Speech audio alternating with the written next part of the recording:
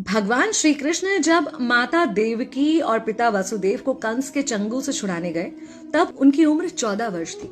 उनकी माता ने उनसे पूछा कि बेटा तुम तो भगवान हो, तो तुम हमें पहले ही कंस के चंगुल से छुड़ा सकते थे, इतनी देर क्यों कर दी?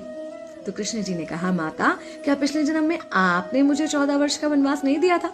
माता हैरान रह गई, बोली ये क्या कह रहे हैं आप?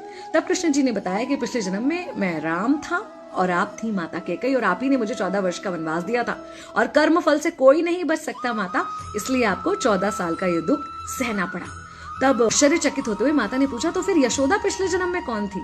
कृष्ण जी ने बताया, वो थी माता कौशल्या, जो 14 साल तक अपने पुत्र से अलग रही थी। उन्होंने उस दुख को सहा था, इसलिए इस जन्म में 14 साल मैं उनके पास रहा और मेरे साथ रहने का माता और पुत्र के प्रेम का सुख उन्हें मिला।